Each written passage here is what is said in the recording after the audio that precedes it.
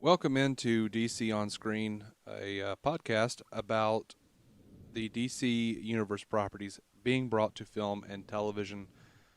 We're opening this episode with no intro music, and we're dedicating this episode. This is our Dark Knight Rises episode, but we're going to dedicate this as we're recording.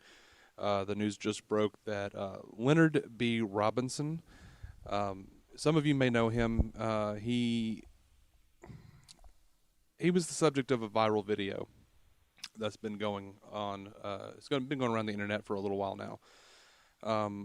Some police officers pulled over a guy dressed as Batman because he didn't have a license plate. He had like the bat symbol on his license plate, and they wanted proof of ownership and everything and whatnot. Made sure he has the license, and it's a funny video. It's fun because these cops are just they're like 5-year-old children. Right. I mean, They're they just try to do their duty for a second, and you can see them going through the motions, and eventually it just becomes, holy shit, this guy's dressed as Batman. This is great.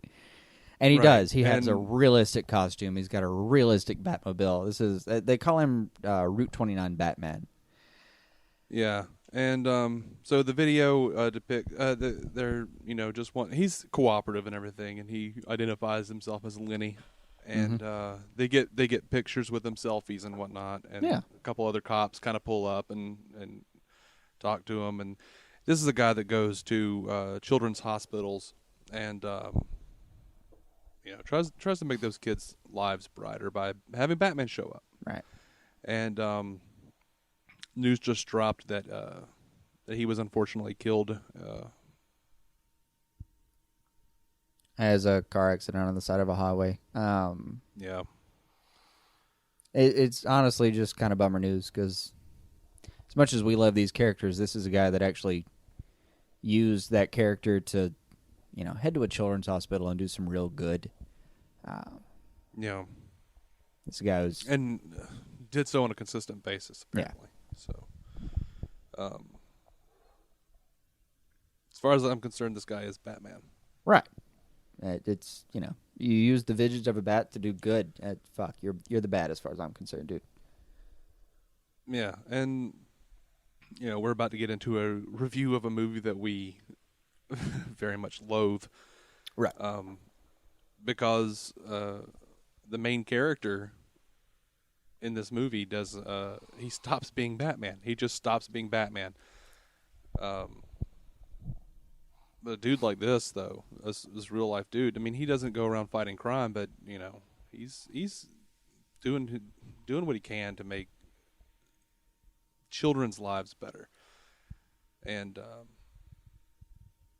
yeah, it's a... I do. I'm holding back tears right now. Like, I actually feel like we've lost Batman today. No, I understand. Now it's just it's a simple case, unfortunately, of a man who tried to do something good with his life, and God help him, he did, and it ended too shortly. Looks like it was an accident. There's nothing odd going on here. It just looks like an accident, but right. Still, and we should cut it off there and go back to the haunting task we have ahead of us, and just... I'm sorry. I didn't mean to go on too long. It just bummed me out, man. Yeah, I understand. I'm pretty bummed myself, but we have a hard thing ahead of us anyway. Yeah. But yeah. Anyway, our hearts go out to his family and friends, and clearly. All right, you want to get into this review, man? Yeah, I guess. I don't know. I loathe the idea of we're just gonna have to start unnaturally and arbitrarily because there's no way I want to segue that what we just talked about with a punchline of any kind. So we're gonna say this outright. Everything that guy did under the visage of the bat, fuck yes, thank you, God bless you. And then everything we're about to talk about is an entirely different thing. Well, let's just get started arbitrarily. How about that? Yeah. So, as our listeners know, we've been doing the reviews of the review of the Nolan trilogy. This week is The Dark Knight Rises. We have mentioned it before on this podcast that we And sadly, as few times as we could manage. Yeah. If you felt like we have talked about The Dark Knight Rises a few times or mentioned it, or an allusion here and there, and thought we kind of were bringing it up too many times, you need to know that's the fewest amount of times we could possibly manage. This is a movie that scarred us, genuinely scarred us. Right, yeah. Emotionally and spiritually, intellectually, I will never be the same. I want to explain, just from both of our standpoint, what this movie did for us, or did to us, I should say. I lost Facebook friends over this. And I apologize right now. I'm going to apologize to the people who are going to listen to us and decide never to listen to us again. Right. I apologize. Please try us again in the future on another property. This one does not sit right. We have very strong feelings about it. We, for lack of a better term, fucking hated it. So if you're with us on that, please join us in the hate. We'll make a cauldron of vitriol. If you're not, ignore it. And we'll be back another week to talk about how much we love Stephen Amell. But this is an abomination. This movie caused problems between us and our friendship, albeit briefly. This was a movie that Jason waited 4 years for, and the night I saw it, I was with my girlfriend and her sister and one of her sister's friends, and her sister just loved it, and I was trying to hold my tongue. Because, you don't want to. No, this isn't you don't try to make waves when you can. Not in that. You don't want to just start screaming, "What is wrong with you?" Right. You don't want to, but, I mean, it's a movie with some friends and possible future in-laws. You're not trying to fucking. Right. Yeah. You're not trying to create a whole thing. No, but. Right.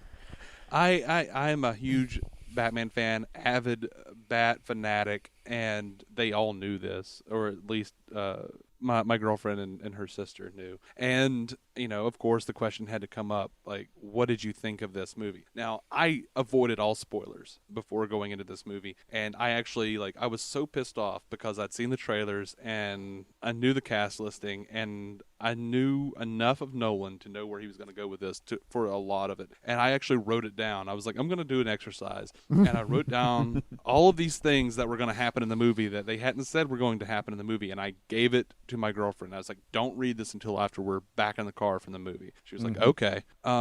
It put me in an uncomfortable position because I had to explain why I didn't like the movie. To someone who obviously loved it. To someone who loved it, and you're just not trying to piss them off, but right. Time and it's not what, but it's the Bat's one of those things where you can't just fake it. Right. It feels sacrilege almost to really do that. You can't just kind of say no, it's okay. You can defame the Bat however you want. No, it's the fucking Bat. And we got back in the car, and everything I'd written down they had done in some measure. Maybe not as ardently as I thought they would, or but pretty much everything. I had Joseph Gordon-Levitt as Robin on there. Of course. I had pretty much a very basic idea for the plot written down because I just wrote down all of the things that was going to piss me off. You wrote down your greatest fears, and I wrote down my greatest them. fears, and they did them. Now, this movie as far as Jason is concerned, Bat in a cave. As far as Jason is concerned, I wound up. I sent him a text message that was like, "Dude, don't bother," which is your exact words were "Don't waste your money." And I woke up in the middle of the night.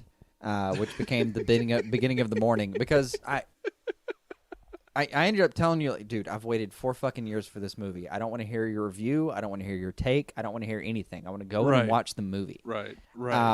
Yeah, I was pissed, but I felt bad about that. I was like, no, I've waited 4 years. I don't care if it's the worst thing I've ever seen. I'll spend $12, man. And yeah, I really it worried me so much though that I swear I got a text at 3:30 in the morning, and that was the last thing I did that night. Because at the moment I read that became my morning. I couldn't really get back to sleep. There was no inducement that could stop the worry, the pit in my stomach from. I've known you for a while, Dave, and I knew you weren't wrong. I wanted you to be wrong, but I knew you weren't. Yeah. At the very least, if you were wrong, we were probably going to kind of agree Mm-hmm. And the reason I sent the text was because I love my girlfriend, but she isn't as steeped in the annals of the bat as Jason is. I don't know anyone else actually other than Jason, which is why he's doing this podcast with me, who is steeped in the annals of the bat as I am. Just balls and she didn't deep. like it. She didn't like it either. But I felt like she couldn't quite grasp all of the qualms that I had with this movie. Right. This movie, this ruined a perfectly good date night or date day for Jason. Oh as no, well. It was just a terrible situation. I'm not going to underphrase this. I almost lost the woman that I'm going to marry. We had an if you entire guys ever day plan. take a notion, I want you to remember, anyone out there who ever takes a notion to say that we are not true fans, I want you to remember this moment.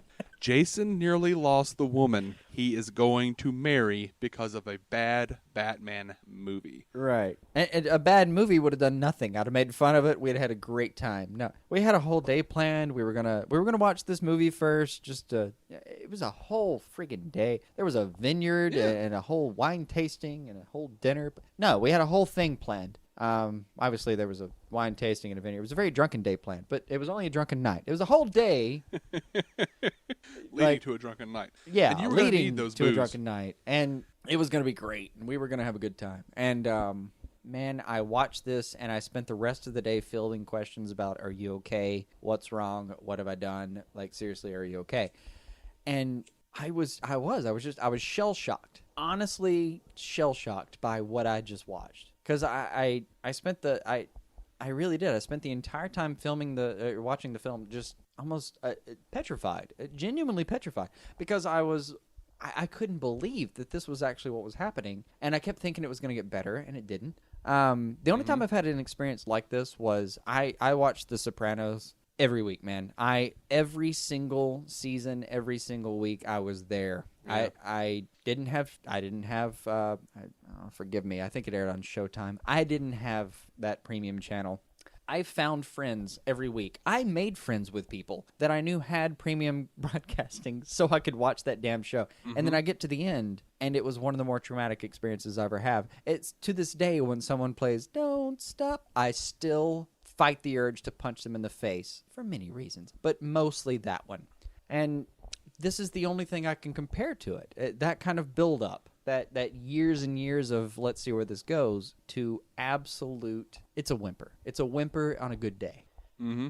Oh God, I lost a little piece of my soul in both places. To put the cap on how this movie has affected our personal lives. 2.5 years ago, and Jason knows that I am a completist. Mm-hmm. Jason, for some occasion, I can't remember whether it was Christmas or birthday. I think it was Christmas, actually, on this one. Christmas gave me a lockable money bag that stated on the cover, only open in case of emergency. Mm-hmm. Mm-hmm. Inside the bag was a bare bones DVD edition of The Dark Knight Rises.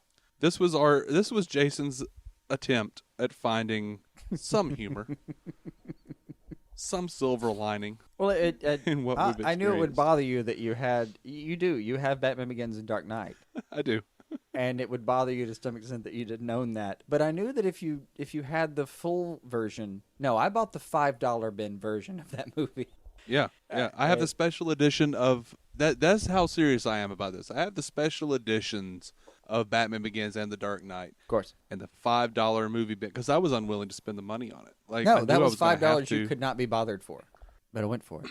Like he was trying to mend a piece of my soul because it was always going to bother me psychologically and emotionally that I didn't have that movie. But of course, and I will say that I did not open. And there was no emergency until we had this podcast. I opened it 2 days ago when I sat down and watched The Dark Knight Rises. Yeah. This was the emergency. Right.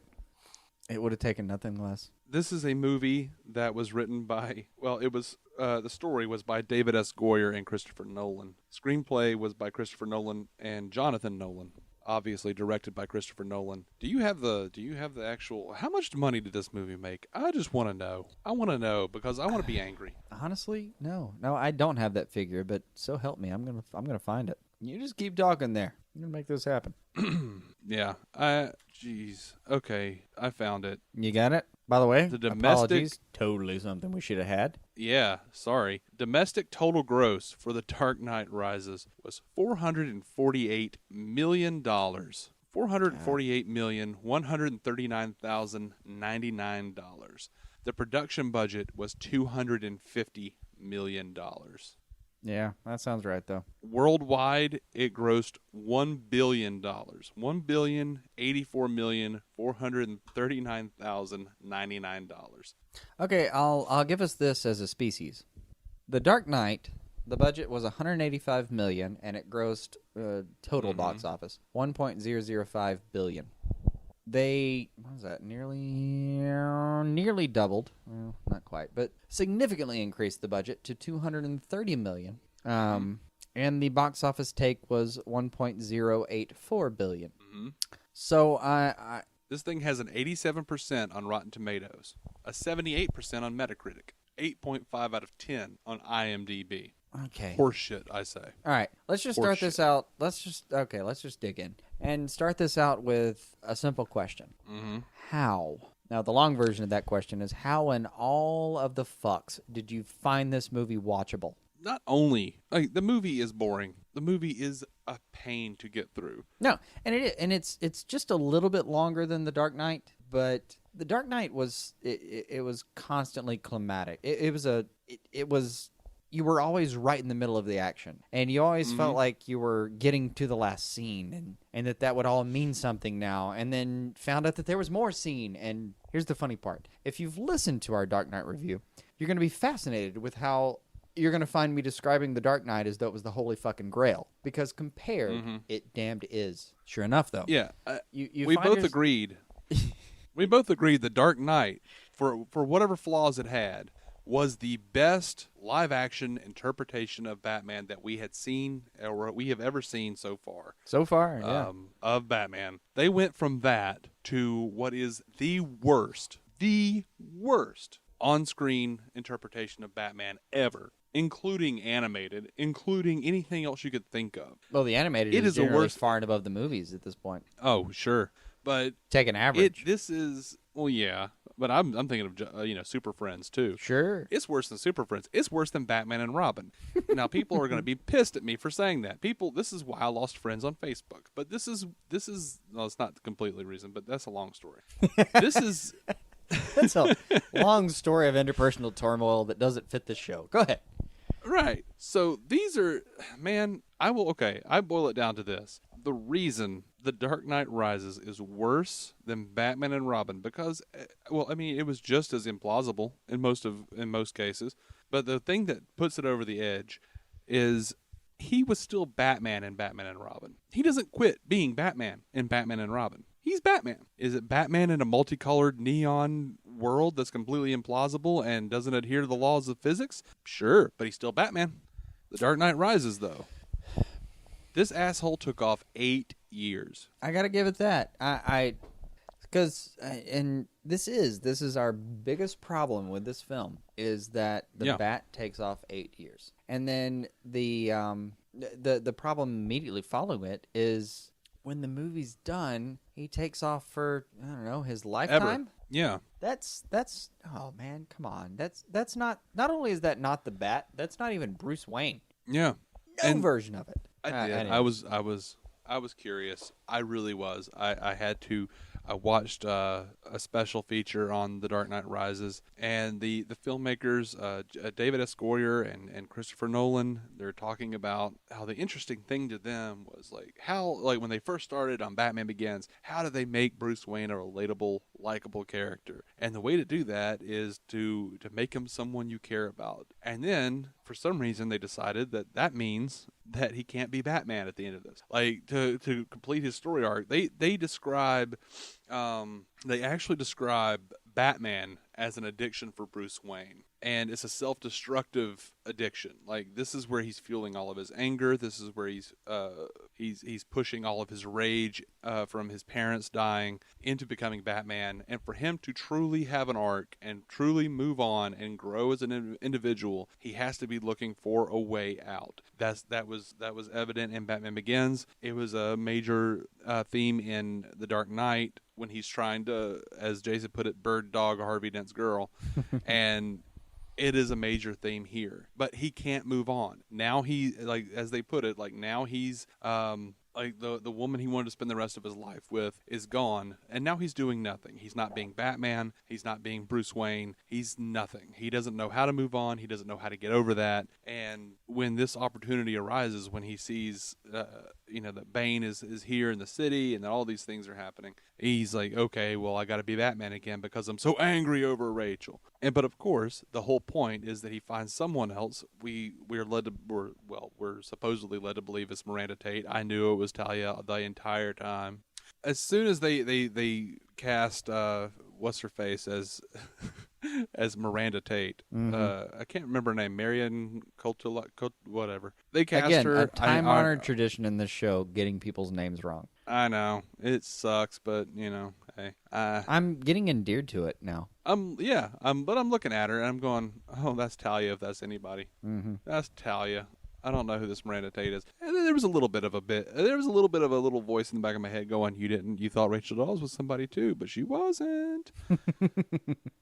But I knew it though thematically. Like, they would have to circle back around to Ra's al Ghul or Raz al Ghul. And man, that sucks. It just sucks. No, the thing is, it sucks to circle back to the League of Assassins. This is the thing that has bored me the most out of the entire League of Assassins set of storylines, is that you have so much potential just in Gotham. It's a story about a city. Batman is a story about a city. That's it. It's the story of and that's the other part. Is Batman is inherently reactionary. I get that. That's the whole fucking point. His parents die and switch. You pull it from off to on, and that's Batman now. The moment he finishes screaming in that alley, he's Batman. And it is inherently a reactionary. You can't have like a proactive story. It's not as though this was a person who was raised well. I don't know, brought up to feel a certain amount of things, brought up to have a certain amount of viewpoints, and decided to do a thing proactively. No, it's a kid in a bad situation who reacts. Fine, but this set of films, his reactive capacity is limited to just being really bummed out when he loses things he cares about. No, man. That's not a guy. Like, and the other part is they focused on Bruce Wayne, and that's where you fuck up. When you make Bruce Wayne the character you're portraying instead of Batman, you've already fucked up. This is one of those things where, like, I can say this with absolutely, well, I have no need to be right, and you can't prove me wrong. So, haha.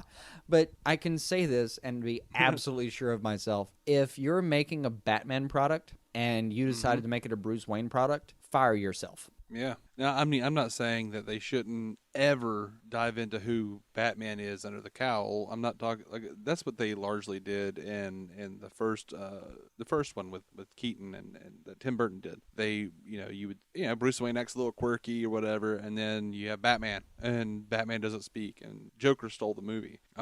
Most of those movies focused on the villains. And Bruce Wayne himself was more of a side character. It really is the best rogues gallery out of the lot, honestly. It is. And between DC, Marvel, and every other independent company, find one hero with a better rogues gallery. And I'm not saying you should never dig deep and look at the Bruce Wayne character or who he is outside of the Bat persona. But my point has always been, and the only people who have ever gotten it right in my mind are Paul Dini and Bruce Timm and Alan Burnett and those cats that did Batman the Animated Series, because they understood that Bruce is there, but he's really Batman. No, and Batman is reality. Conroy, to his credit, I'm not sure if it was a direction, if he's pointed to it, or if he caught the light himself, but Conroy openly understands that premise. Yeah, like just the way that he does the voice, like there were a couple of missteps early on in the animated series, but when he realized at some point that the Batman voice is Bruce's real voice. Bruce Wayne's voice in the show, as depicted, is the affectation, as is the persona. The Dark Knight Trilogy fails to recognize this. They fail to understand this, or either that or they don't care. And that's what I've always been talking about. Is like it's important when you do these adaptations that you can change any number of things. And I'm not going to be pissed off. I'm a comic book fan. I understand the multiverse. I embrace the multiverse. I embrace Adam West's Batman because he was still Batman. He was still Batman. This is not the essence of the character. No. What they have given us in The Dark Knight is not the essence of Batman. And don't be fooled. If you are listening to this and thinking, well, you're just a Batman fan, but it was a kick-ass movie. No, it was a poor movie. It was a terrible movie. From a movie standpoint, I have written down on a sheet of paper, because I knew that I wanted to hit that up, everything that I really had that really bothers me about the movie, from a character standpoint, from a source material standpoint, I have memorized. It's ingrained in my brain. I know exactly what the problems with The Dark Knight Rises are and why I hate it. From a movie standpoint, I wasn't going to remember all that completely. But, I mean, I have those written down. I mean, and then I stopped. There were too many. There were too many plot conveniences. From a movie standpoint, this is poorly written. This is poorly contrived. This is to make the plot work. There are flaws in the movie that are just where people are that. Oh my. Yeah, I know. And don't get me wrong. Like I can sit there and try to defend the Joker all day and how he managed to get away with. Honestly, he was probably the most meticulously organized person in that movie by a very long shot, and I can even try to defend that. Because that is it's as engaging as that film is, as honestly just as fun as that film is to watch, and Ledger is so good that you forget how much background must be there for this to be a real scene.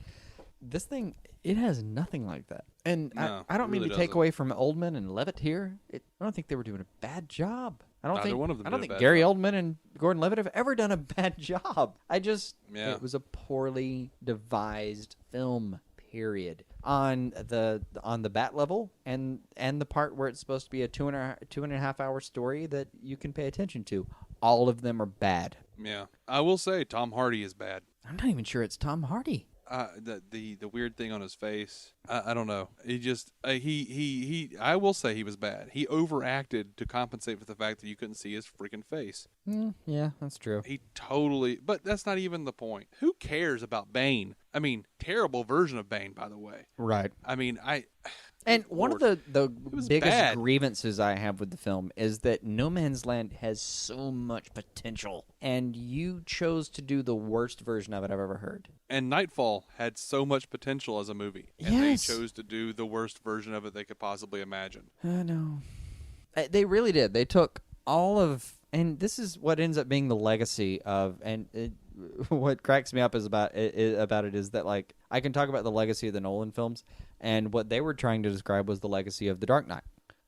Because the whole thing fucking ends, by the way, with a pseudo Robin taking over. It's kind of a Tim Drake, Jason Todd mixture, blah, blah, blah, whatever, fucking whatever. He was a mixture of Dick, Jason, and Tim in a lot of ways.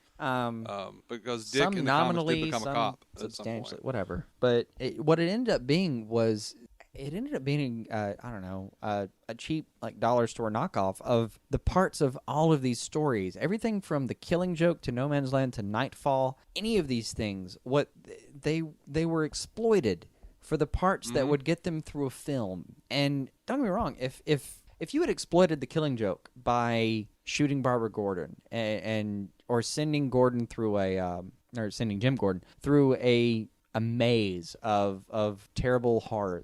Look, if you had done anything like that in The Killing Joke, or if you'd taken No Man's Land and put Gotham on an island where no one was allowed on or off, or if you had taken Nightfall and just broken Batman's back, all of these things, if you'd just taken one part, that'd have been exploitation, and if you'd done it well, I'd have thanked you for it.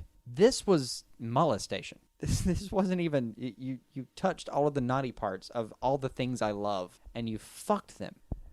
Mm-hmm. That's the legacy of the Nolan trilogy at this point. And I wouldn't have said that. I've advised as many people as I could find that if all they've ever watched is The Dark Knight, just watch it, enjoy it, watch it again, pretend that was the third film, and enjoy that, and never watch this movie. Yeah, I can get over a lot of things. I can get over a bad Batman voice, but when you do what they did, we did in for The Dark Knight. We got over the bad Batman voice. We got over it. This is unforgivable. Dark Knight Rises is unforgivable. Just the plot conceits, the characterizations, just everything about this movie is wrong, and it kills me. And I have high hopes for Batman v Superman. I have high hopes for all the rest of this stuff that's coming out because. And to be clear, that's why this killed us like it did. We had high hopes. We had high hopes, and what's more, the reason this bothers me is not because I'm an entitled comic book geek who wants things to be like the comics. It's not like that. Like I said, I embrace the multiverse. I embrace, condensing of storylines to get a point across. Or my whole problem is I want it to be a good movie, and I want it to embrace the essence of the characters, and maybe even shine some interesting light on who those characters are that hasn't been explored as of yet. It's one of the reasons I have enjoyed Scott Snyder, for the most part, Scott Snyder's run on the current Batman series, because it's done some interesting things. Mm-hmm. It hasn't all been great, but it's done some interesting things with Batman, and I don't feel like it was anything egregious. What Nolan did, what Nolan and Goyer and other Nolan did in Dark Knight Rises was, and in hindsight over the course of the trilogy, was basically give every Batman fan the bird. Just gave us the finger, because he's telling you, no, Batman's story is not the important story. Bruce Wayne's story is the important story. Right. We have to figure out a way for this guy to live happily ever after, to get over this rage mechanism that he's constructed. But no, that's not the point of the Bat. And they do it poorly to try to push. That really is the worst part of the legacy when it comes down to it, is he ends up painting Batman as something that's derisive, hurtful, something that actually takes away from the community. The whole proposal of Batman as he's put, like, the origin of this character is an 8-year-old who's been through the worst experience. He's 8, 9, whatever. Been through the worst experience that any kid could conceive at that time. Finding hope and finding purpose even in that moment, and deciding that his life is worth that sacrifice that everything will take to actually fulfill that purpose. And this thing shits on that entire idea. Not only does it shit on that idea, it makes it a runoff. It makes it like a bad episode you experienced after college before you realized your life should get in order. Right. It not only shits on that premise, though. It shits on the actual premise of what the story that Nolan was trying to tell. Yeah, that's the part where it just gets into a bad film. Because they as they stated in the special features of this thing, they wanted to make Bruce a likable, relatable character. He treats Alfred like complete shit through this movie. Yes. Oh, absolutely. The notion that he basically fires Alfred because Alfred spared his feelings and burnt that note from Rachel. And Bruce tells him in the movie, like Alfred, I hate this dialogue. I hate it. I hate all of the dialogue in this movie. But I'm sure. There's a whole bit where, like, Alfred's saying, I can't watch you do the thing and blah, blah, blah. I can't bury you two, blah, blah, blah. Okay, cool. So then he says, you like that instinct from Alfred, I can't bury you too. That's a fine line. instinct. Yeah, but by this point I'm done. Yeah. Already. And Bruce comes back with, Rachel died. I found my out. That was my life outside of Batman, but she died. And then Alfred does this weird little speech that just is awful. And he's like, oh, what if I told you that maybe that Rachel wrote a thing and she had chosen Harvey Dent over you, and I burnt that letter to spare you pain and torment and blah, blah, blah. Okay, yes, okay, this dude has raised you. He's been there for you every step of the way. He has supported you in all of your crazy bullshit with Batman costumes and Lucius Fox and the whole thing, whole 9 yards. He has worried over you. He has stitched you up. He has done all of this stuff for you. And then you tell him goodbye. You fire him. And even Alfred knows it, because Alfred says in the movie, like, as you've said, you know, like the Bruce Wayne they depict is an entitled little 13-year-old. He might as well be screaming "bats are nocturnal" the entire time. Right. Because Alfred even says, after he explains what happened to Bruce, he even says, "I know what this means. It means your hatred." There is no reality where Alfred should feel like Bruce is going to hate him for anything. I mean, yeah. Alfred has been Bruce's father. No, he's the only one who's actively been able to speak to him that way. And thus is the only person who's actively been able to give a shot at raising such a child. Because the average person that comes into contact with Bruce Wayne in any story is anywhere between, I don't know, opportunistic and sycophant. You don't meet a lot of real people that just you run into and care. Like, that's basically the only reason I've even given a tiny amount of credence to the whole Rachel Dahl story, is that someone who knew him when he was just a kid and they were just two kids. Right. And that's about the only heart that actually has going on. And don't get me wrong, if you had developed that aspect of it, if you'd done more than just show me an arrowhead, right, that might have had more heart to it. But Alfred's one of the only people that's ever been able to speak to him this way and really take a fucking shot at raising him. And don't get me wrong, we've all been young and not understood the sacrifices that someone makes and said stupid damned things. But this is way beyond that. This is a guy who's taken the responsibility of an entire city, a giant city. He's apparently willing to sit and be the shoulders for a few million people, but he can't respect the feelings of the man who actually tried to raise him. Right. I don't believe that. And I just don't believe it for a fucking second. And in the same argument, this isn't Alfred either, because Alfred is not going to sit there and try to hurt Bruce just to make him stop being Batman. Alfred's entire thing in this entire trilogy has been to make him stop being Batman. Right. It's time to stop being Batman. It's time to stop being Batman. Now, to be fair to them, they did keep true to like their premise for the film, the Batman being an addiction part. Sure. The best they did at staying true to that was through Alfred. Yeah, and I'm not sure if it just became Michael. If it's just because Michael Caine is a really great. He cries actor. well. He cries well, dude wells up. It's powerful dude as hell wells when up. he cries. Like if him and Jesse L. Martin never got on screen, I all I could do was cry. If they were ever just sitting on the screen together, I would just start weeping uncontrollably. They do a pretty good job of at least keeping that premise, but that's it. Right. That's freaking it. After that, it gets into absolute nonsense. And as far as making Bruce relatable, the way he treats Alfred doesn't make me want to like Bruce at all. I don't want to relate to Bruce Wayne. He's a dick. Right. He's a complete jackass. They wanted to make him relatable in the sense that we're all fallible, but it's as though they were trying to do that in the vacuum that his other self is, the Batman. This honorable, early Alan Moore person. That's not even true. This is not Batman as we know him. This is not Batman as we've ever known him. They don't understand the concept of Batman. Because in every iteration that I've seen, every iteration that we've read, there are variations. But Alfred understands that there was a traumatic experience that happened. Bruce. Like, how do you come out of that as an 8-year-old boy? How do you come out of seeing your parents murdered in front of you? Mm-hmm. If you had seen that happen and you had all of the resources available to you that you could ever imagine, what would you do with that?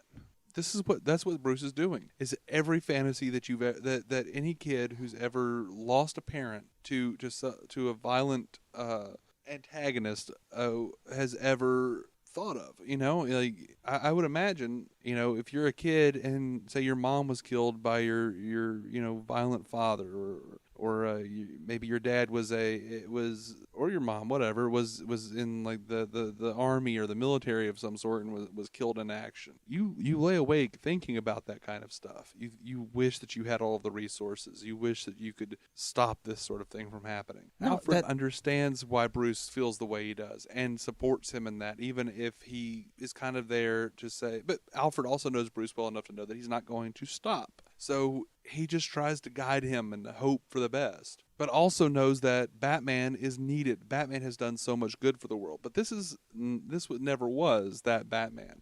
This isn't the world's greatest detective. Right. This isn't the person who will sacrifice everything to save one life. He's not that Batman. He hasn't been through the entire trilogy. This is some strange bastardization that the Nolans and Goyer cooked up to try to make Batman relatable. And what bothers me about that is that this was a hugely successful movie. The mainstream, yet again, doesn't understand why we have poured over Batman comics for years. They don't understand. It's poor representation is what it is. Well, I do think it's poor representation. I'm not entirely sure it's, I don't know if they're misunderstanding. I mean, if I was showing this premise to someone who's never seen Batman before, they might be able to understand this take on it. Just that the Batman is an addiction of some guy. It's not even that I disagree with the idea that he's relatable because he has the addiction, and they related it to the fact that it is Bruce Wayne trying to get through a thing. But what they completely fucked off on was the fact that the single most relatable thing in the entire Batman universe is that moment. Like, think of how many times they've retooled the comics. Mm-hmm. What's never changed? Crime Alley, right? Right, man. Yeah. No one ever fucks with that. It's no one ever says that Batman's parents didn't kill. Like, unless they're doing Flashpoint Paradox, but right. But the most they ever change is the amount of pearls that fall, for fuck's sake. Like, it's the same story because there's no need to mess with it. The most relatable thing about the character is that if anything that tragic happened to us as impressionable children, the one thing you would never be able to get past is what could I have done? And that's not isolated to a child. You lose someone you love at any point, and you are always going to ask yourself, what could I have done? What could I have done in my life? Every time I went out and had a drink with a friend, every time I stayed home and read a book, every time I got distracted by a Cracked article, what could I have been doing to make sure that this person in my life was still there? That's the relatable And by the part. way, you're a billionaire. You have absolutely no worry about what you're going to do with the rest of your life as far as money is concerned. Yeah, your means as far as distractibility are endless. All you can do is either what Bruce pretends to do, which is run around, sleep with lots of supermodels, and buy hotels, apparently. Right. And swim in them. Yeah, sure. Or you can use your vast and nearly limitless resources to exact a vengeful war on crime. And yeah, sure, first it's about vengeance, but what it's really about is to ensure that no other child has to go through what he had to go through. That sentiment, no matter what the phrasing, has been exacted so many times in any form of media. Absolutely any form of media that I can think of. Someone has brought up the whole you're a kid, and that's one of the more amazing, just truly awesome parts of this tiny little Bruce that decides that no one else will ever go through what he's going through. Because what he's going through at that point is all of this loss and all of this what could I have done and regret, and some part of him, the part of him that's strong enough, the part of him that eventually, in theory ends up joining the Justice League and being so strong a force and a presence that he can threaten gods.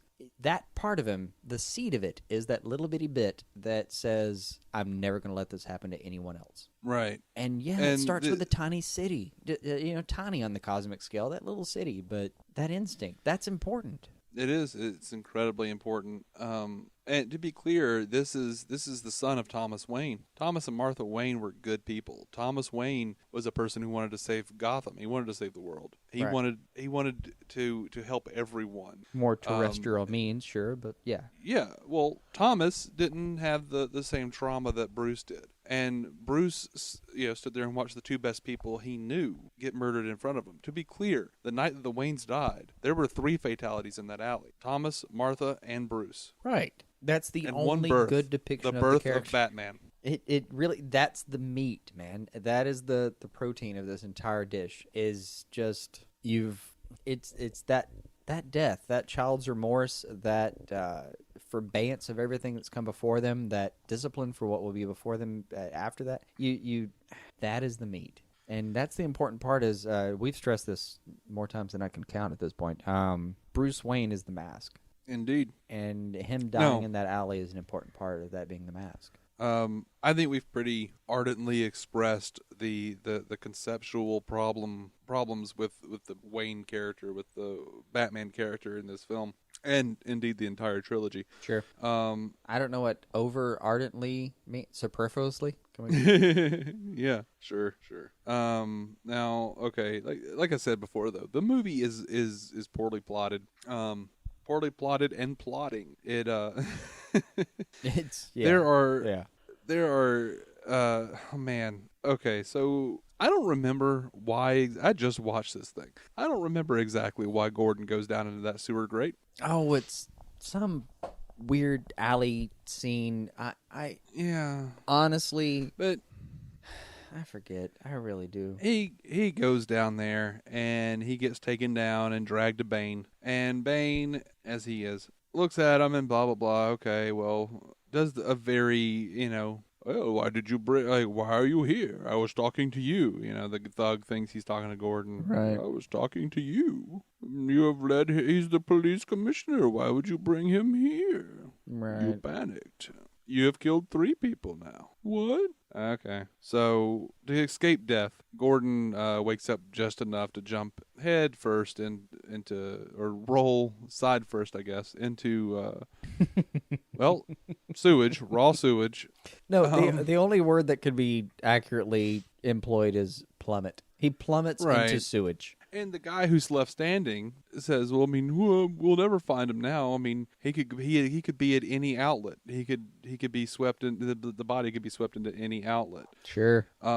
He's like, now, well, by the way, follow him. But by the way, the sewage system at this point is so diverse that he could be anywhere. But in Batman Begins, it goes right through that one point. Right. But he says, then follow him, and he puts the cell phone on the dude and shoots him in the head, and rolls his body off after him. Of course he does. Now, I mean, we never see that guy, so I guess what the dude said was true. He could be anywhere, because we don't see the other dude's body show up with the cell phone that's supposedly tracking where Gordon would be going. Of course. No, Gordon winds up at some outlet that John Blake, Joseph Gordon-Levitt, somehow magically finds. Yeah, Robin Gordon-Levitt. We don't know how he finds him. They never explain. He's just running around the sewer system and finds Gordon. Takes him to the hospital, and everyone has Tim Drake's detective skills apparently. Yeah, and we'll say that. That's saying a lot because Tim Drake is the only person in the books that Batman's ever looked at and said he'll have my job one day. I mean, he doesn't even have Tim Drake's detective skills. At this point, I'm willing to bet that had it not been Nolan, they would have just gone ahead and they had to work with the same script. They would have just said that he was psychic. Right. Just to save time. Because in this 3-hour film, we need to save a bit of time. Right. John Blake's character winds up finding... he's a beat cop. He winds up finding Gordon inexplicably. Mm-hmm. He knows that Batman is Bruce Wayne inexplicably, and he tries to talk about it with like vaguely explicable. Yeah, no, it's not. What the dialogue they gave him very vaguely doesn't make any sense. Basically, there's a rich man near. That's like the end of the logic line. I'm an orphan too, and used to come by the place, and I learned to hide my anger, and I used to practice smiling in the mirror. Mm-hmm. Then one day you showed up with the cute girl in your arm, and you got out of the cool car, and you looked at me, and I knew that look. I practiced it in the mirror. That was his explanation. That's his explanation for how he knows that the dude is that Bruce Wayne is Batman. That's it. He has nothing else. He does as a basis. There are 4 to 6, depending on who you ask, basic emotions of humans. Let's say it's 6. So you give me a face, and universally I express that as one of 6 things, or interpret it as one of 6 things. Well, that doesn't mean I can tell that you're one of 3.5 million people in one city. Right. Just some basics. You know, he has a bit of dialogue where he says, you know, all the kids in the orphanage, we used to make up crazy stories about Bruce Wayne, what he did, and then he says, you know, that he believes that his was true or whatever, or some intimation of that. But so his crazy fantasy was that Bruce was Batman, and then he saw him in the orphanage one day, and he's like, oh yeah, he is Batman. No, and on the other hand, you know, if you're in there's a shot where Bruce, long hair and cane and all, and Alfred are watching him leave the manor and suspecting that he's worth looking into. That's a clever kid. Mm-hmm. No, if he's insane, he's insane. That's an absurd thought to jump from logic point A to B here of, yeah, I saw you one time. Hey, there's another orphan in a city of several million orphans, and that guy must be Batman. Like, that's an absolutely insane amount of logical. That's too far. No, that's way too fucking far. No sense. And later to see him and admire that jump, no, man. Right. No, you should be worried about the kid, not reverent. But so this kid is the reason that. By the way, earlier in the film, Selina goes in to do the thing that Alfred leave the food for Bruce. Apparently, he's like a lion, like a freaking caged lion. Like, Alfred's like, go in there, put down the food, walk away, don't do anything. Okay, cool. Why is he going to maim her? Is he? Yeah, I don't know. I assume it has to do with the Batman Begins speech, and he will emotionally scar her if she walks in. Yeah, it's like, Bruce. That's all I've got. I don't know what else happens. Like, what do you do if you're part of a catering crew and you wander into this room with a guy that doesn't ever want to be seen? Fine. What's the worst he can do? Yeah, like he shoot an arrow at you. Oh wait. Yeah, this dude, like Bruce Wayne, is just hanging out in one side of the mansion, practicing archery and growing his beard. By the way, his precision, he's off by about 8 or 9 inches on those shots. You've been hanging around 8 years practicing the same shot in the same yard room. You should be splitting your arrows by this point, buddy. Right? So he doesn't want to... Queen should be wondering how to shoot as well as you. They say, like, organized crime is gone and the city's relatively crime-free. That's not a reason for Batman to stop. No. There's still muggings. There's still, like, all this... Okay. So he doesn't want to get off his ass until his mother's pearls are taken. Of course. And then the plot thickens because, not only that, but... Oh, and by the way... my fingerprints. Use that as a bookmark. He stops being bad. Like, this is apparently why it's okay, because the example they set, that ideal, that false god of false hope that they erected at the end of the second film. So that apparently was so powerful that Batman can take a day off. Great. Or 8 years. Right. So remember that later when the city is in absolute unprecedented chaos and he decides to take a lifetime off. Yeah. Yeah. I mean, that's where you just like grab a batarang between your middle and ring finger and close your fist and hold it up at the rest of the fucking city. Yeah. So, he's stuck in this room. He's hobbling. He's got a cane. Because, and in the special features, they did actually say that the reason he has the cane, the reason his knee is so messed up is because of that fall he took with Harvey. The fall that he took? Okay. The one that he got up from and stood perfectly without going, ow! Oh my God! Ow! Oh dear God! Ow! Like, come on. You ever watched a fucking football game where someone got injured? No. Yes, I have. I don't even watch football, and I've seen that. And you've seen that. You get carted off, and you have a couple tears shed as you wave to the fans. Yeah, the writers, the director, they actually talked about the knee. They talked about why he's got that knee problem, and it's because of Harvey Dent, him pushing Harvey Dent off of it. They don't even they refuse to even acknowledge though that Batman killed Harvey. That's the other part that you can't have it both ways, man. No. That part is. But hey, in itself, that's the Gordian knot of the whole fucking thing.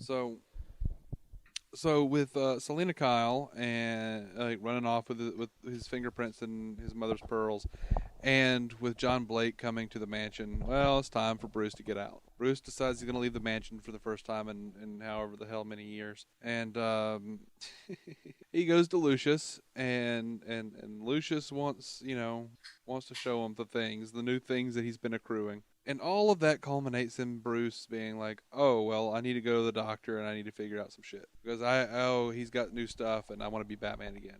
Of course. Okay. Because all right. You know the only thing that can get you out of a slump, like losing your longtime not girlfriend? Some gadgets. Right. Some gadgets. Now, to be some fair, gadgets and some kids. how many people have been broken up with psychic. and just played Xbox for a couple weeks? That happens. Yeah. This is not the same. It's not the same instinct. Do not let Nolan fool you. But by Bruce's logic, Rachel died. So my exit from the Batman world died that night. Of course. Then you double down. You stay Batman. You don't just sit around in a mansion. That's the only thing. The only thing I've ever been able to give him that kind of rope for is Dick Grayson, not just a Robin. Because go back to the books, he lost Jason Todd, and I don't remember him taking 8 years off. No. He was out on the city that night. He was. Don't remember that being a vacay. No, he went and found the Joker, and too bad for him. It turned out that he was ready to finish the Joker at that point. Right. And then Superman stops him and is like, "Dude, look, he just got diplomatic immunity. You can't do anything. He's right. He's part of the UN now." Seriously, they had to set up. This is the thing. All right, look at it in that sort of gravity. They had to set it up such that the Joker had diplomatic immunity and it would have been an international world-ending incident. Because if you did something that personal to Batman, that's how far he would go. And in this version of Batman, you just kind of turn off the lights and lock the wing on the west wing of the Wayne Manor. Yeah. And that's just for Jason Todd. That's not even a Batman. That's not even a Robin that we really liked. No, okay. That was a bratty little pup. Bruce goes to the doctor. And I want to stress this because I wrote it down. I didn't remember all of this. Mm-hmm. But the movie is actually worse than I remember it. I wrote this down because we've always had a big problem with he's hobbling around and then a magic knee brace keeps him from hobbling around. Of course. And I'm assuming he got that magic knee brace from Lucius, which is why he hasn't been wearing it the entire time. No, that part's clear. He did. But he's already gone to the doctor, and the doctor says these are the things that are wrong with Bruce, as per the movie. Mm-hmm. He has no cartilage in that knee. Of course. Not much of any use in his elbow or shoulder. So he has pretty much no cartilage in his knee. No, the elbow or shoulder. That was from all that grappling that you pointed out that he didn't do. Right. He has scar tissue on his kidneys and residual concussive damage to his brain tissue. Of course. Also, a general scarred over quality to his body. These are all of the things that dude from Reno 911 told him. That's the other part is you can't... All right.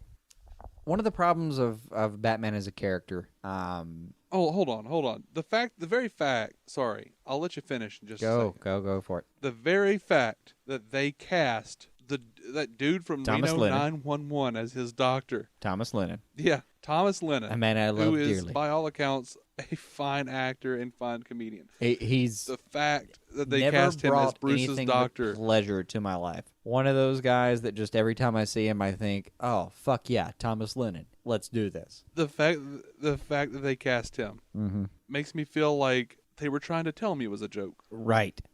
And that's my problem is one of the flaws of the Batman character is that it's a guy who does nothing but, punch evil in the face night after night. Great. It's just that every now and then, evil gets a punch back or... Yeah. Look, he's human. That's one of the things we love about him. But one of the things you have to overlook on the character as a whole is that shit adds up. So what you don't need to bring in to a Batman film is the idea that Well, you don't need to bring in the medical aspect at all, really. And Well, I'm fine with them bringing in the medical aspect because what they did was they treated this like he had been Batman the entire 8 years. Even later on, when he's in that prison and that Tunisian prison or whatever it was, and he's hanging there and he sees Ra's al Ghul and Ra's is talking to him, and I mean that's all in Bruce's own head. Which for some reason Bruce's own head has a version of Ra's who's telling him integral plot points to the movie that he wouldn't otherwise know. So okay, but Yeah, Ra's tells him the you. the world's greatest detective gone wrong. Yeah, he maybe Bruce is psychic too, but he refers to how Bruce tried to protect the city for years. But earlier in the movie they tell you that they actually say the night Harvey Dent died was the night that Batman stopped being Batman. Right. Bruce stopped being Batman that night. So by I that can't stress count, this enough. He was Batman. He leaves this emotionally flowering, kind of blossoming scene. This swelling moment of machismo and heroism. He leaves that moment on a bat pod, no less. Something that apparently doesn't deserve the words bat cycle because it's even cooler. And immediately retires. A whimper. To be would clear, mock when that. you look at Batman Begins and Dark Knight Rises as closely as we have, some say pathetically, when you look at it as close as that as we have, Unfortunately, you will see he was perhaps Batman for a year to a year and a half. Yeah, I have it as about These were not a years. year and a half max that he's Batman, and apparently it destroys all of the cartilage in one knee because I guess he's like the rest of us and favors a leg. I would be fine with medical issues of that severity if he had been Batman for the entire 8 years. It's just like in the Rocky movies, he goes in, he's got concussive, he's got residual concussive damage to brain tissue as well. He's calling his wife Mick. He's got no cartilage in his knees. Rocky Little punk has truck, the same little problem. messed up. Got it, but yeah, and that makes sense for that. But it makes sense for that because he has been training and doing this shit for these many years. Rocky, I think 5 was when they really started jumping into how badly he's damaged. Same for Batman, except Batman didn't earn it. Batman was Batman for like a year and a half, maybe, got rid of a little knee cartilage, and okay, he's going to have a little bit of arthritis, but he was only Batman for a year and a half. No, I mean, why is he so hurt? I have no problem with the medical issues being brought in. I just have a problem with them not making sense. I have a problem with it being brought in general because the amount of it's one of those things where you have to thread a very thin line, and I admit that openly. You can't just have a Batman who gets in fights every night and never sees any kind of comeuppance. You have to actually have him get hurt every now and then, and ideally it's a flesh wound, and concussion. It happens every now and then, but and to be sure, it should happen more and more often to someone who's hit in the face that often. But well, okay.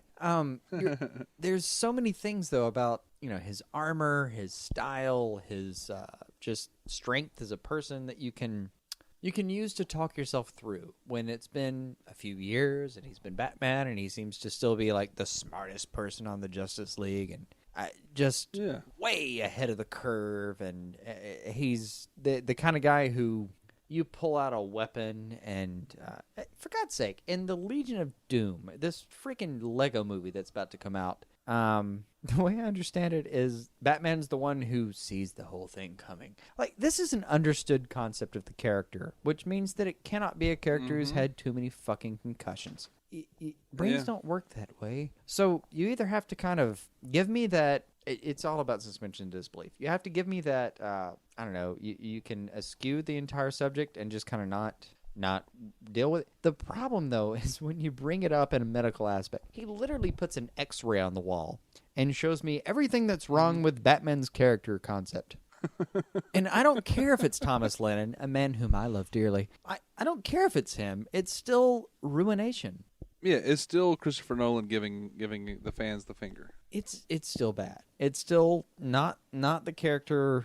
It's not the portrayal of the character you want. Don't get me wrong. I like the idea that he can be normal and real. And if they had done it differently, I don't even mind the idea of there being a Batman that's a flash in the pan. That If you had done this just right, because don't get me wrong, the book's been around for 76 years, and God knows there's someone much older than I who has enjoyed them since day one.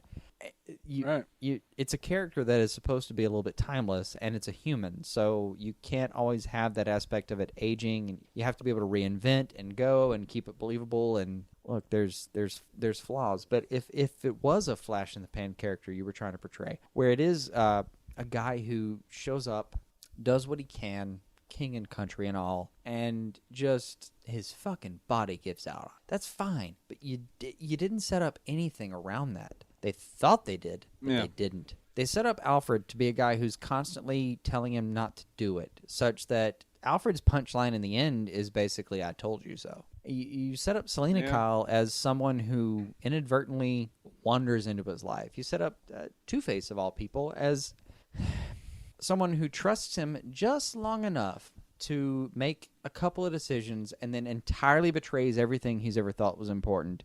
Jim Gordon is a guy whose ballsack depends entirely on how much presence Batman has in the community. He's a coward. Through the entire trilogy, he's a coward. Like, they're in the middle of it when there's a Batman in full effect. This is a guy who really makes moves and really does some stuff, and he's got swagger. And during the last film, during The Dark Knight Rises, this is a guy who's completely just trying to keep his head above water. It's a guy, which, by the way, they let him command an entire police force from a hospital bed. Yeah. Now, that's an important note. This dude has... he has any number of drugs being pumped into his system to counteract freaking sepsis or some shit. No, seriously. You got shot. You got thrown into a sewer system. The moment you were submerged a couple inches below that water, you were already going to have sepsis. It was going to happen. Period. Yeah. Now, they're going to let him, and they actually did give a number. They're going to let him command almost 3,000 police officers. Almost every cop in the city is in the sewers. Terrible idea. They're going to let him do that. But earlier in the film, when they're experiencing Harvey Dent Day, and he's giving his little speech, we cut to a couple of higher ups in the government in Gotham, and one of them says the mayor's gonna get rid of Gordon. And the other one goes, oh, but he's a hero. And he's like, yeah, but he's a war hero. This is peacetime. So they're planning on getting rid of Gordon. Mm-hmm. Wouldn't the best time to get rid of Gordon be the time when he falls into a sewer after getting shot and then nearly dies? You're just going to let him send all of your cops down and, okay. All righty. And well, I guess a cop found him, but... Making terrible decisions. Jim Gordon is not nearly as clever and resourceful as he was in The Dark Knight. No, and it's one of the things that like I've said, the one of the things that hurts me most about this film is that it touched on concepts that could have been good. It did. That, for instance, is one of them. Gordon being a peacetime failure but a wartime hero. That has a lot of legs. Yeah. Here, that's all we're given of it. Like, that little comment is all that we're given of it. They don't really. You're just made to assume anymore. that he's really bad at being just a regular leader. But well, they don't have to make me believe that. I see the personification of the character. Yeah. Which is why I like the Frank Miller or Paul Dini or however many, pretty much almost everyone else aside from the movies has shown Gordon to be a strong, badass character. And that's one of the things I love about the comics right now. Yeah, okay, it's a little weird, but Bruce Wayne isn't Batman right now in the comics. And when he stepped away and they thought he died, Jim Gordon guess became who Batman. Popped in, right? Because he is the badass this city deserves. And the badass this city needs. He's freaking Jim Gordon, baby. Like, it shouldn't be that big of a step to a step down to Jim Gordon as Batman should not be a marked, a decline. No. You should basically be able to say, like, well, he didn't have the same moves, but damn, that guy kicks ass. That's fine. Incidentally, this is why I'm living Gotham at the moment, is that guy has balls. In the comics, of course, he's got like a big mech suit that they've built, like Lucius or somebody's built him. So he's basically like Iron Bat. But yeah, no, that suit's been built over and over again. There are plenty of people with the mechanized suit. He also has like a normal suit, and this Gordon kills people. Oh. Like this Batman has a gun. God, I haven't even seen that. Yeah. I'm behind. So I mean, yeah, dude. I mean, oh man. So anyway. Well, all right, look. I have to wind this down. I do. But I know. I do want to comment. To mention a few things, though. Yeah. Excuse me. To mention a few things. You cannot fix someone's spinal column with ropes in a dungeon. No. You cannot punch them in the back and make a broken back not broken. You cannot. In the unlikely event that any of that works, you would not be doing push-ups recently or soon after. And I'm not sure how you get cable television. That's another big problem. In a Tunisian prison. If you're in a dungeon in what looks like, I don't know, I mean, hey, I'm just going to pick a near area here because that's what they depicted, but I'm going to say somewhere in the Middle East because that's what it looks like on film. You can't possibly expect me to get not just an American broadcasting channel, but a local station. Because American broadcasting channel, sure, all day, man. I can pick up American stations overseas. Yeah, no problem. But to get the local syndicate for the Gotham News is a giant fuck you to everyone that can string a couple of neurons together. On top of that, getting out of this cave, you have a rope. This is just a regular. Like, I can buy this fucking rope at Home Depot. You strap the rope. You can buy better rope at Home Depot. It looks like a good rope, to be fair to the rope of all things. You can get it. I'll find the rope. There's so many things wrong with the film. The rope itself is okay. No, I'm tearing it apart, man. Let us not defame the rope. You try to climb up this giant wall. It's a wall so high that you need something to, like, stop you from falling. Okay. Right. If I tie a giant aggrandized piece of twine around my waist and try to climb something that's so high that if I fall, it's going to be a problem for me when I fall and hit the ground with all of my energy displaced. If I displace that energy around a central point in my waist, it will snap the bottom half of my body from the top. Period. Ask Gwen Stacy. Yeah, and they're also trying to explain. They're also expecting us to believe that in the history of this prison, no other prisoner has ever realized that the rope is actually too short and making them fall. Of course, it's never occurred to anyone, and it's not even that it's too short. It's just, it's the fear. No, buddy, you can't do it with the practice pants on. That's all there is. That's even dumber.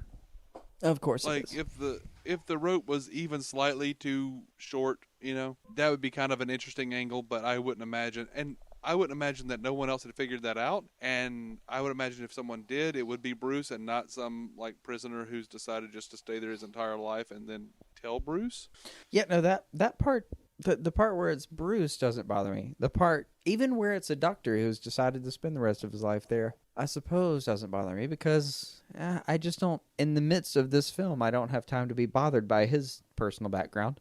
That's how far they get me, is I'm willing to accept that someone will just, without questioning it, spend his entire life in a hole because film? I don't know, because Oh, yeah. Well, it's the same way that Lucius, called that big machine the Bat because of film. He just magically knew somehow that one day, I mean, most people after 8 years would be sitting there going, "Well, I guess Bruce Wayne is not coming back." Right. But no, he keeps accruing shit. He says it's to keep it out of the wrong hands, but then he's like, "Well, I call it the Bat." And yes, Mr. Wayne, it does come in black. Of course. As you look at this hobbled man with a cane. But that's a good idea, Lucius. That's a great idea, Lucius. No, yeah, you keep barking up that tree, buddy. Honestly, the worst part of any of that isn't the malpractice rope back surgery. It isn't the Sisyphean task of climbing up a wall with a rope that's ever too short. Mm-hmm. It's not even the fact that for some reason one satellite has been misplaced to broadcast the Gotham News Network in some place in, I guess, the Middle East somewhere. Right. It's that it takes him about 40 minutes to get home. After he finally gets out of this hole, he just walks home. Not even Bruce fucking Wayne has the resources to have a bat jet available. Oh, no, he's in broke. The middle of the desert. He is broke. They broke him. Like broke him monetarily and then broke him physically. No, And I then was they willing spit to in the assume face even of- that he had placed several jets around the globe in the Yeah. event that he got trapped somewhere. And apparently, this tiny hole in the desert that is such a forgotten hole that even the government that is responsible for it chooses to ignore its existence, and no one cares. Uh-huh. It's so forgotten that the Well, Taliban has decided that it doesn't matter. And yeah, I mean, and he hey. apparently buried a jet like 20 minutes away so that he could walk up, put in a fingerprint, and stroll away. Because, so help me, he's back in Gotham in like an hour.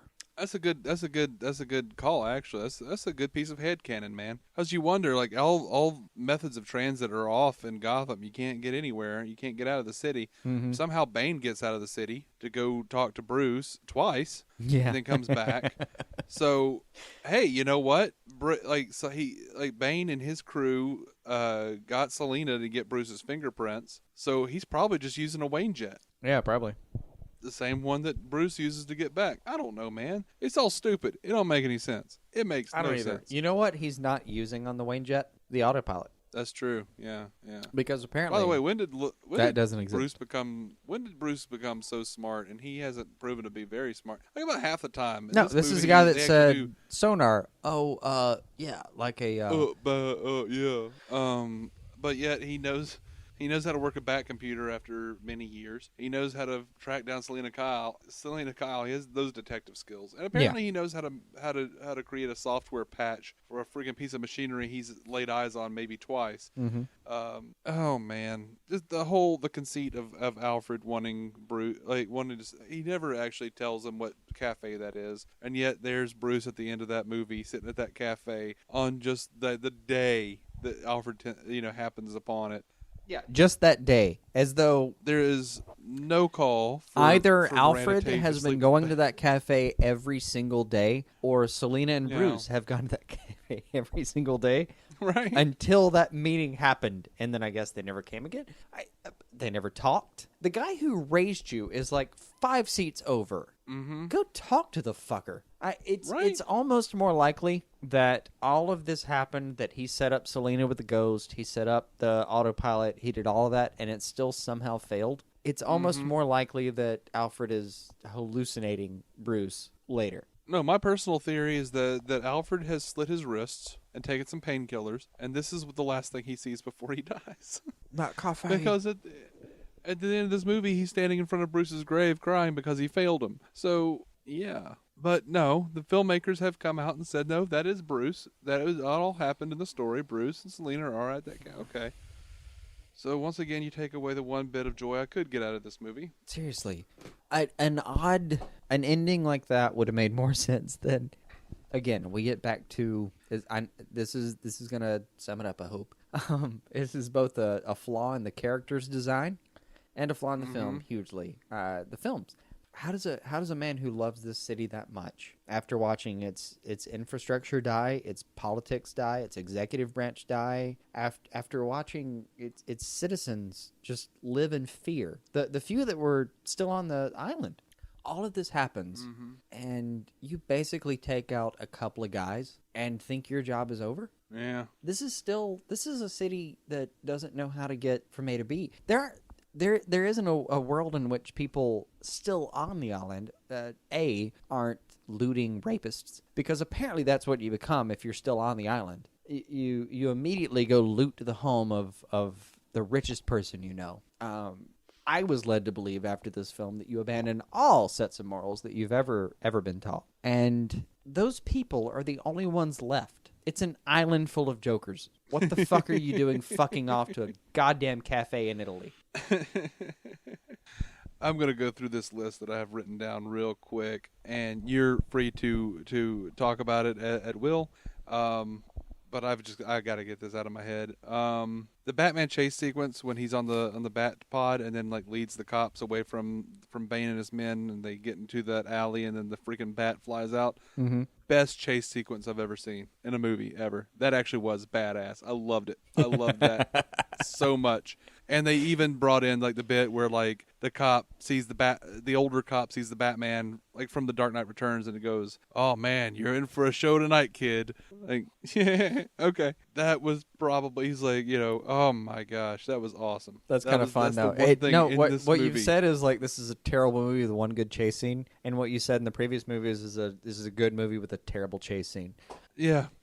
Just resplice them, people. All right, so there's a guy that's on the Wayne board that his name is Daggett. So hey, they kind of brought in a reference to the animated series, but they called him John instead of Roland. So of course. Screw you, Nolan.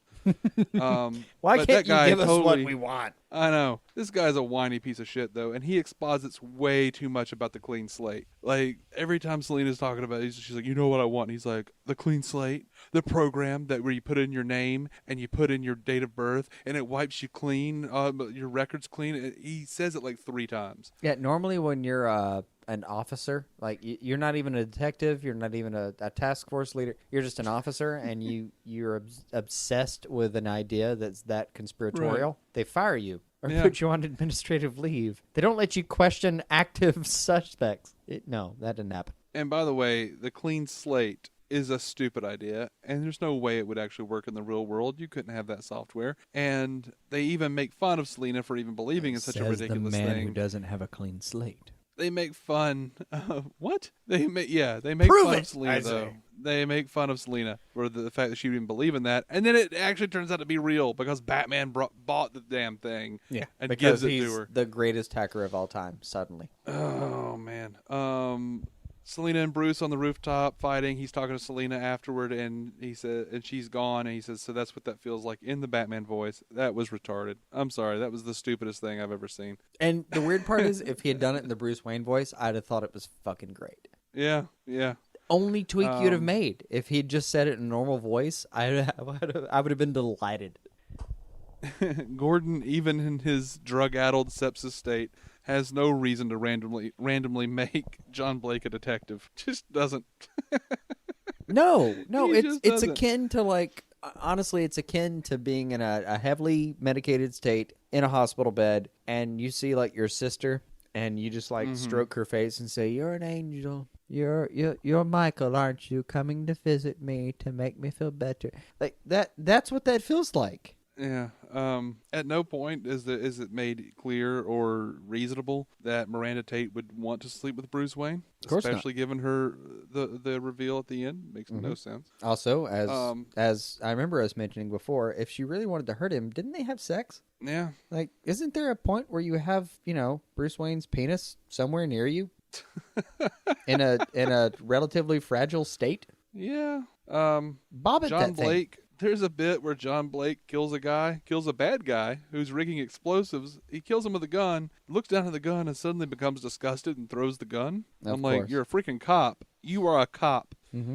I've known cops. I know how they train cops. At no point should you look at the gun and throw it away. And then like 5 minutes later, John Blake is running through the city with a freaking rifle. Okay. Right. No, the He has no problem with it now. The disgust you saw was him going, "Oh, this gun isn't big enough." Yeah. And running off to find another more appropriate firearm.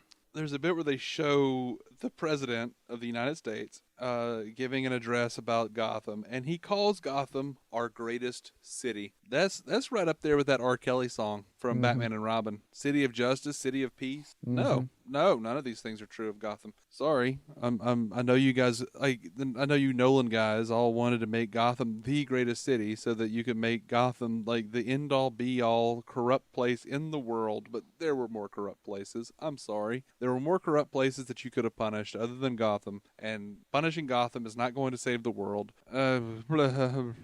Yes. No, it doesn't work. I mean, New Orleans went under, and a fair amount of people just decided, okay. There are real examples of this kind of thing. Now, I'm sure that it happened more than what I'm saying here, but the callback once again, they did the callback of dialogue where Bane had told Bruce. It is a Nolan film, right? Yeah, when Gotham is ashes, you have my permission to die. Of course. Well, as Bane is sitting there weakened and in pain, Batman goes, once the city's saved, then you have my permission to die or something. Awful. God, I hate this movie so much. Like, It's one this of those movie where is so we're back terrible. to basically you're a room. Yeah, man. Right, and here's something though. So much about this movie doesn't make sense. At a certain point, Batman shows up to help John Blake, gives him like a little bomb, and says, "Count till 5, then throw it." By the way, he doesn't. There's no way he could have counted to 5 before he throws that damn thing. And he's like, Yeah. "Oh, you got something bigger in your utility belt?" At which point, the bat flies up and blasts this rubble out of the tunnel or whatever. And I'm like, why did you even give him that to throw? Right. There was no point for that other than the punchline. Do you have anything bigger in your utility belt? No, there's the bat. But one of the things that bothers me is that, like, okay, purportedly Bruce has left in some way. Maybe it was just psychically. I don't know, because apparently both Bruce and John Blake are psychic in this movie. Basically left the mantle of Batman to John Blake, who whose real name is Robin. Mm-hmm. Okay, well that's cute, but it's stupid because no Robin was ever named friggin' Robin. Right. A code name. It was a code name. Call him Dick. Like Dick Grayson actually. It's not even a code name that we can completely justify. Yeah. It's one of those code names that's just been around so long that we've decided to deal with it. Well, no, I mean it's legacy at this point. It's legacy and it's But that's respect it. for those who came before. It's not even a cool code name. We're just willing to live with it. Yeah, no, it's a legacy thing in the comics, and that's what it is, and I'm good with that. And let's move on. Right. At no point was there like a John Blake character in the comics. There was a John Blake, but he was in like one issue, and he was something somewhere. But there was no they literally. I named John guarantee you Blake. this: they had an intern scour the books to find a name that was related that they could abuse. Yeah, and I'm looking at you, Baron Blitzkrieg. Like, yeah, in the comics, Dick Grayson became a cop for a while because he felt like he should get in on, like, that's where the source of a lot of the corruption was coming from in Bloodhaven. So he becomes a cop for a while. He's a cop. Yeah, he's a cop during the day. He's Nightwing at night. So they could have, called him Dick Grayson. That was his real name, and he just, Bruce said it was wallowing in whining about Rachel, so he never adopted Dick, and never did anything good for anyone else. Of course. And yeah, they could have done that. They could have said Dick Grayson, and everyone knows Dick Grayson is Robin. Everyone knows that there was no call to call him Robin Blake. But Bruce, honestly, anyway, and I come from a family that knows very little about this stuff. But honest to God, if I walked up to my grandmother and said, "What's the real name of Robin?" she'd probably get as far as Dick something. Mm-hmm. It's just, even in that pocket of not giving a fuck, it's still kind of common knowledge. Yeah, it's these are icons of American culture, right? And this is just. And by the way, if anyone ever makes fun of you for caring about comic book characters, it's one of our genuine like international exports. There are very few things that America has done that are genuinely ours. This is one of them. This is one of them. So this kid who is a cop, but who just got his ass handed to him, and Batman winds up helping him out in this alley. He apparently decides, like, oh, that kid has spunk, and whether psychically or by some other means, has somehow left him the knowledge of where exactly the Batcave entrance is, so that, like I said, poorly plotted movie. That makes no damn sense. But the kid knows where the Batcave is and winds up going in. So you are endorsing, by virtue of retirement and I guess telling this kid at some point how to get into the Batcave, though we didn't see that on screen. He gets into the Batcave and he's going to take up the mantle. This kid has no training. This kid doesn't, and he has the training of a cop, but he doesn't have the training that you went through. Yeah, I don't know if he could defeat a League of Assassins member or he doesn't several. He doesn't have a big blue Batman Iron Man suit like Jim Gordon does in the comics. Right. He has none of this shit. You are sending Robin Blake out to die. Yeah. And to continue a legacy. I don't know. It's going to happen right under his nose, I suppose. I don't know that, actually. Did they, in The Dark Knight Rises, did they sum up where that white room is in The Dark Knight? No. Because it looks like Levitt jumps through and wanders into the southwest wing of the Wayne Manor premises. But they don't necessarily say where that white room is in conjunction with it. I don't know if he's going to walk up to an unfinished door and open the door and and then there's going to be this finished sheetrocked room on the other side. Well, no, I mean, this was the Batcave proper that we saw, like, under Wayne Manor. So I'm assuming that the White Room and the is Batman Begins, somewhere but in... it yeah.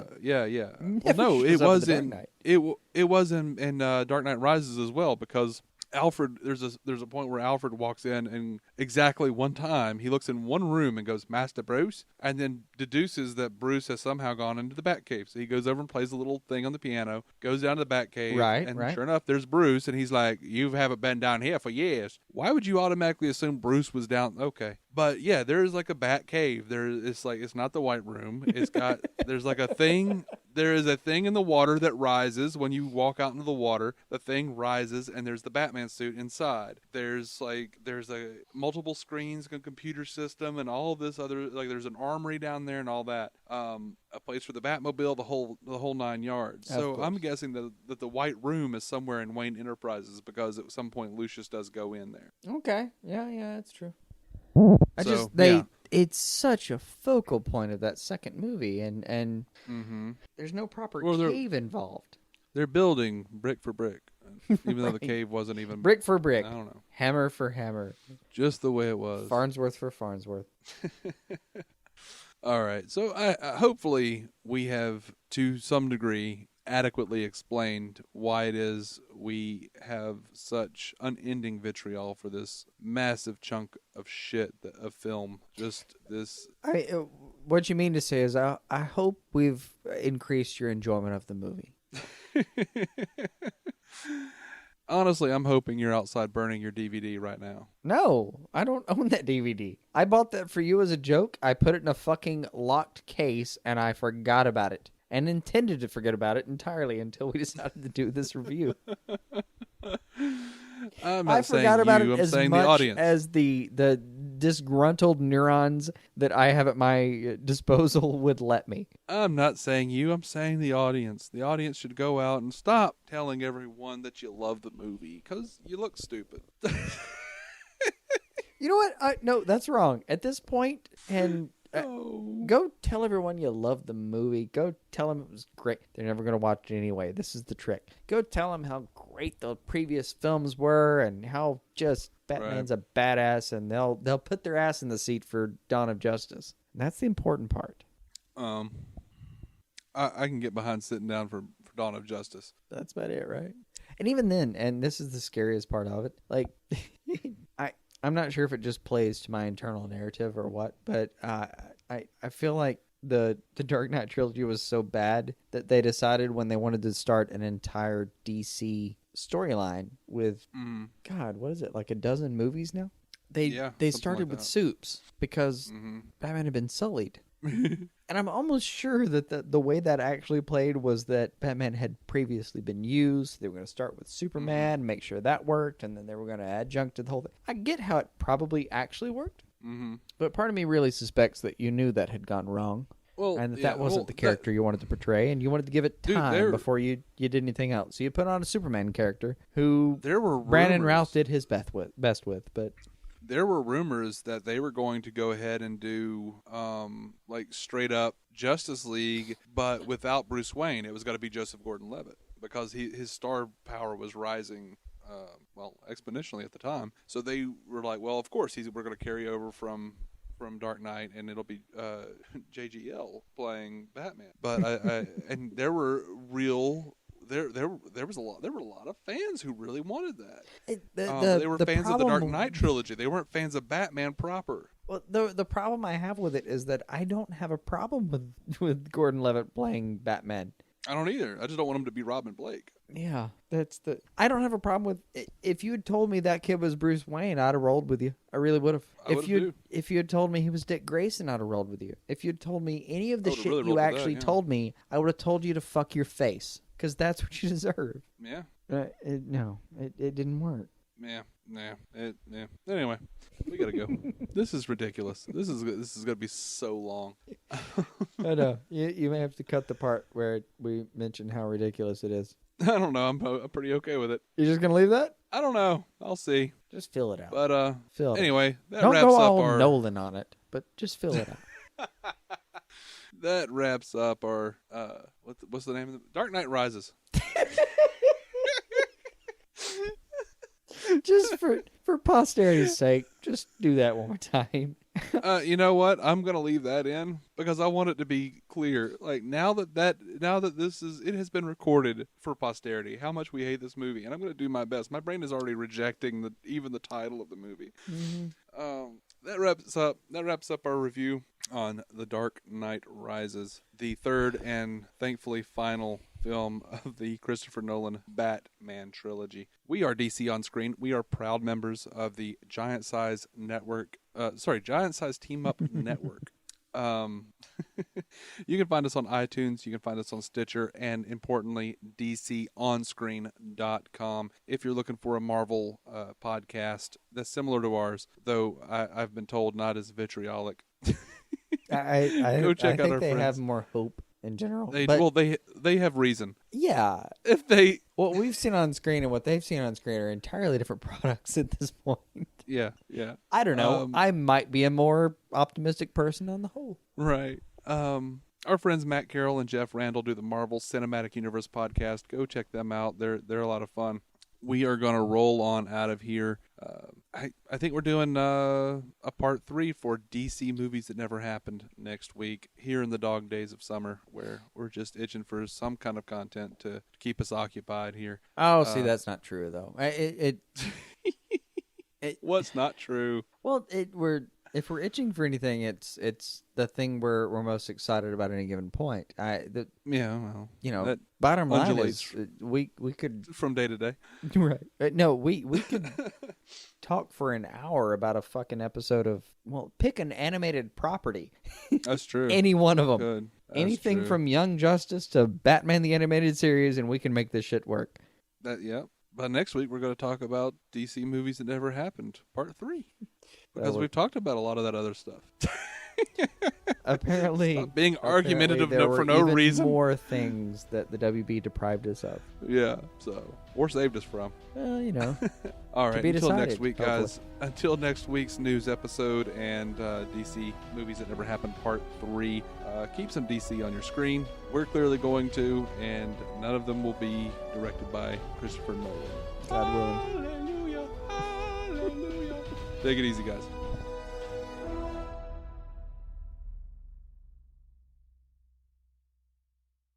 Dave, it's 2/27/19, and I just want you to know, Xanadu.